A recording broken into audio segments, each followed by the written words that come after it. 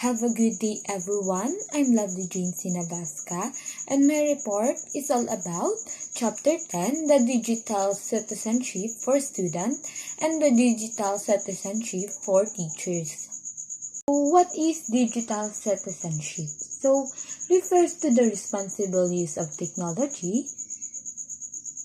By teaching digital citizenship, young students learn how to connect and empathize with one another, make smart decisions, and protect themselves and their reputation with interacting online.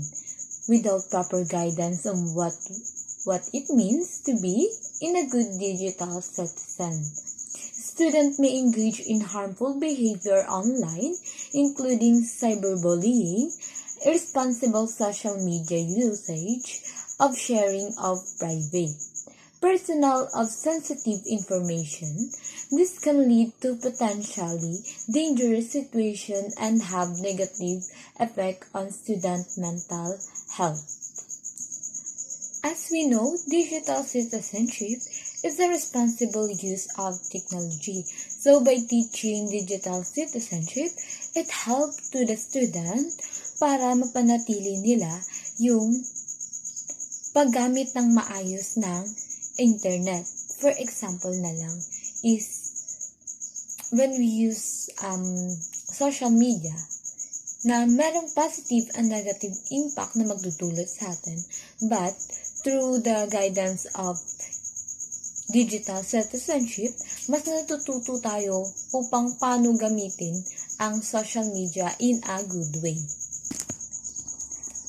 Here are some ways in which we can help students become better digital citizens. First is encourage digital empathy. So students should be taught to treat others respectfully and with kindness, both in person and online. Skills that are ingrained in us like empathy and respectfulness for in-person interaction should also use when interacting online. It's often easier to say negative or hurtful things when students are behind a screen. This can lead to harmful behavior and or interaction like cyberbullying, which can greatly affect a student's mental health for the worse. In-encourage in digital empathy, dapat daw yung estudyante ay turuan kung paano maging marespeto at maging mabuti in person man o in online. Because pagkakaroon ng pagrespeto sa kapwa-tao ay nakakatulong din ito upang paano mo respetuhin yung kapwa mo tao in online. Dahil alam naman natin sa panahon ngayon na ang dami na through internet makakapaglabas ka ng hinanakit mo or galit mo sa isang tao or mga fake news sa isang tao. But dapat magkaroon tayo ng respeto at kabutihan dahil minsan nagdudulot ito ng kasamaan sa isang tao na magkakaroon sila ng stress kasi nakikita nila na yung mga negative na sinasabi mo patungkol sa kanila.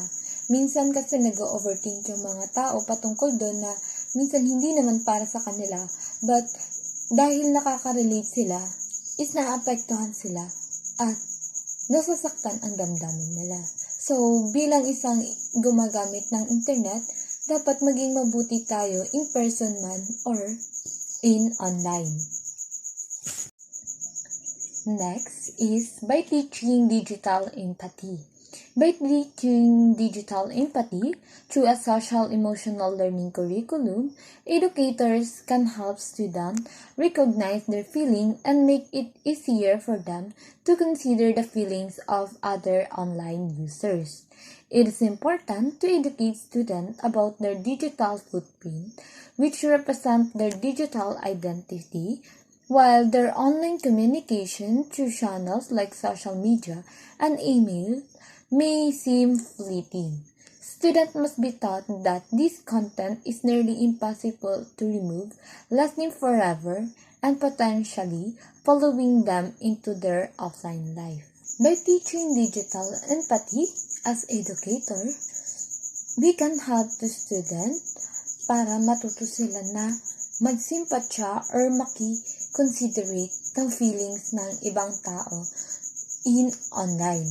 Kasi diba, for example na lang, madami ngayon ang gumagamit ng internet, then they are posting na kung ano-ano na minsan hindi sila nagko-considerate ng feelings ng ibang tao na kahit sabihin natin online lang naman yon, hindi natin sila pinapersonal. But, para sa kanila is madadala nila yon in person, or kapag makita ka nila in person is magkakaroon sila ng pagtatampo sa'yo through sa ginawa mo sa online. So, as long naman na bilang isang educator, dapat turuan natin yung student natin na mag-considerate ng feelings ng iba. Kasi hindi lahat ng mga pinupost natin is dahil nakakasiya sa ating buhay, is masaya din para sa ibang tao. But matuto tayong magkonsidera upang hindi lang para sa atin, upang para sa ibang tao din. At magkaroon ng peaceful sa paggamit ng social media or internet. Protect student privacy and security. Aside from negative and harmful content, students should be taught to avoid sharing personal information online. Unfortunately, there are numerous examples of dangerous online opportunities, including predators, hackers, and stalkers.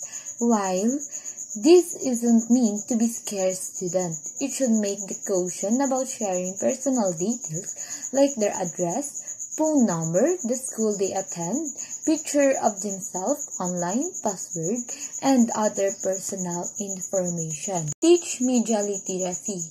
So another important way to promote digital citizenship among students is to teach them media literacy, or the ability to access, analyze, evaluate, create, and act using all forms of communication.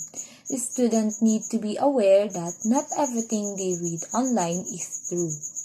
They need to be taught ways to identify false or suspicious information, media bias, and phishing attempts. Teachers should show students how to evaluate media and provide them with reliable media sources. Provide guidance for health usage. Being raised with technology and for many students, using it for distance learning means that many children and teens have become dependent on digital devices. So educators should not only teach children to maintain a healthy balance between using technology and being offline, they should also enforce it within the walls of the school. Teaching digital citizenship with social-emotional learning, educators are responsible for so much more than just academics. Living in a technology-dependent society means that teachers and staff must also promote digital citizenship among students, recognize signs of bad digital citizenship, and intervene before it escalates. As an educator, know that you're not alone in dealing with situations like this. Teaching digital well-being doesn't mean providing students with a list of don'ts. It's about the do's, modeling and practicing skills that help young people become thoughtful, empathetic, digital citizens who know how to use technology to learn and solve problems in their digital and physical communities. So, the digital citizenship competence developed by the ISTE lead DigSet Coalition in conjunction with coalition partners shift the conversation from don'ts to do's. So first is balance. Students participate in a healthy variety of online activity and know how to prioritize their time between virtual and physical activity. So from the word balance, yung student is nagpa-participate siya na marunong siyang ma-prioritize yung time niya sa virtual and physical activity. Then second is informed.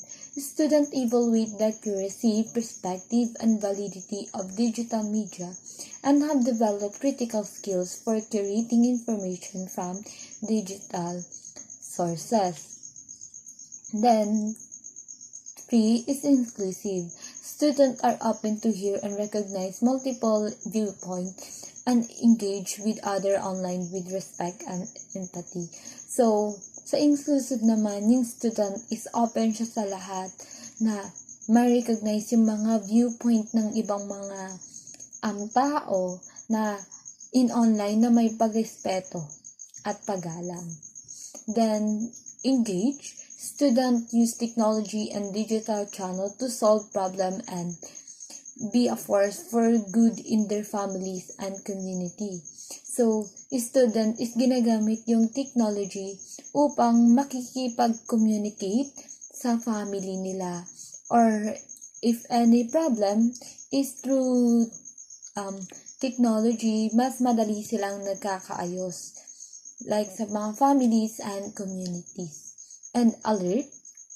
Students are aware of digital action and know how to be safe and create safe space for others online. So, student is aware naman sila sa mga action nila and yung paano maging safe na para sa sarili nila pero dun sa kapwa nila online.